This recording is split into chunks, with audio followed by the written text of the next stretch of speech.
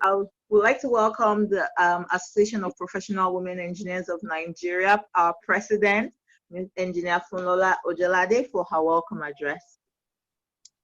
Thank you, Engineer Zanzi, the Executive Governor, State of Osun, a man passionate about high-quality education and capacity building for the youths, His Excellency, Mr. Adegboyega Oyetola, the President of the Nigerian Society of Engineers, Engineer Baba Gana Mohammed, FNSE, our keynote speaker, the Managing Director of Delta Afrique, a builder of leaders, Engineer Kiwumi Odumakinde, FNSE, Council Member of Holy Foundation, sponsors of Town and Gown Series, Ms. Sue Brown, representatives of the various invited mentor companies, and all participants, I welcome you. And I thank you all for joining us for the maiden edition of the Town and Gown Mentoring Series for Young Engineers. The aim of this program is to build the capacity of our young engineers and make them better employable and fit for the industry. Our primary target is female engineers, and that is understandable. We are APWEN. But for gender diversity, we have allowed a percentage of male engineers to participate. In the long term, we hope to create a pool of ready now female engineers for the industry. We also expect the program to be an excellent ground for companies to recruit young, bright talents. You wouldn't need to go around schools anymore, just come to APWEN. The modality we are going to be using, the Town and Gown program, it's going to be held every quarter, targeting participants from each of the 6 geopolitical zones of the country, respectively. This maiden edition is for the Southwest Zone. And the way we do it is that we bring the young engineers together with companies, especially multinationals, from different industries that engage engineering personnel, including the academia.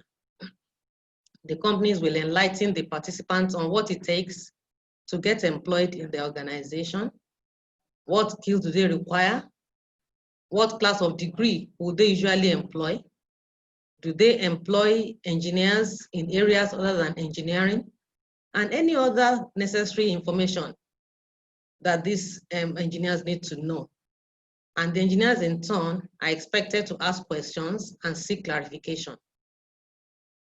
Today we're going to have a breakout session, and the way to work is that the young engineers will be placed in groups according to the industry that they have chosen as their area of interest. All the young engineers received a Google form in their mail where they indicated an industry in which they are interested. So during the breakout session, they are going to be in a group with companies that represent that industry, who is going to talk to them. And a company in that industry will now be placed in that group to mentor them. At the end of the program, we expect that participants will have a clear focus of how they want their career to be shaped. This, we believe, will help them organize themselves in the right direction and become employable if they are not already. In addition, the organizations represented will be receiving various categories of diversity and inclusion awards today based on an assessment that we conducted earlier to recognize and celebrate their efforts in the area of gender diversity. This maiden edition, like I said, is the Southwest Zone, and it was scheduled to hold in Osogbo, the capital of the state of Osun, on 26th of March, 2020. We had chosen Osogbo to take advantage of the serene and safe environment, coupled with the support that APWEN's educational programs enjoy from the state government. However, the lockdowns imposed to curb the spread of the COVID-19 pandemic required us to reschedule.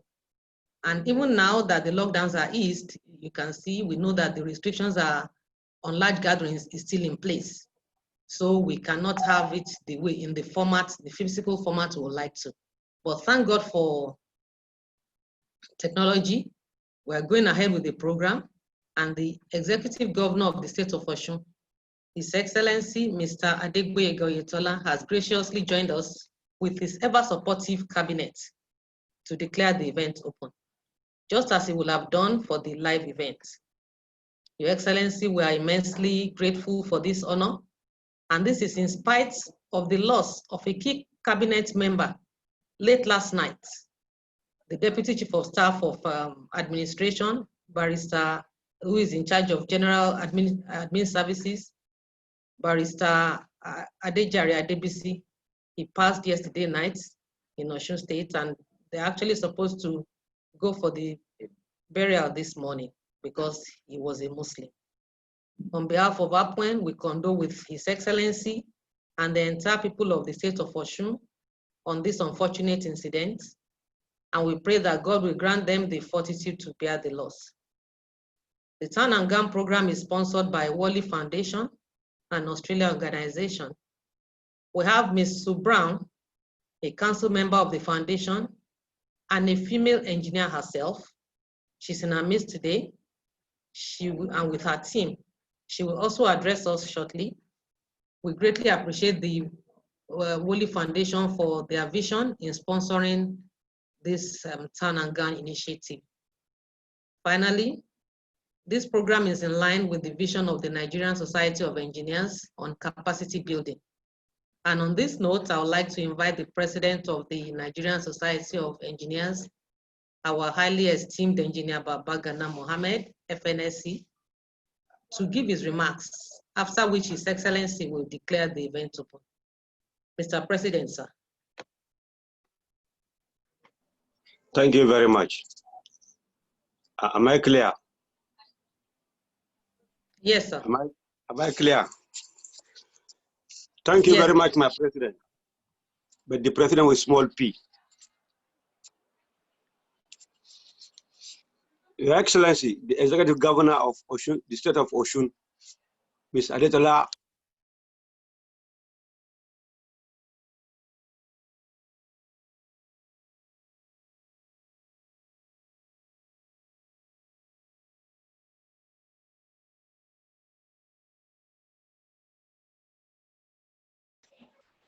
he has been supporting engineering activities for a very long time.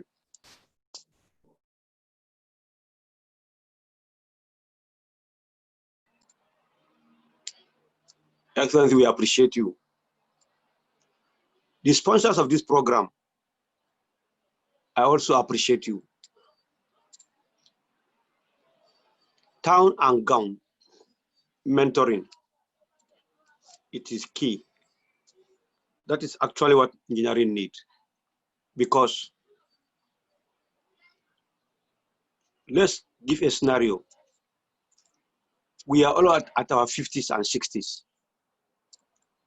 In the next 10, 20 years, all of us will be off the stage or step aside. There is every need, every excellent need for us to groom those who will take over from us. That is key. That is key. And we cannot afford to hand over our society to people we don't know or we don't trust.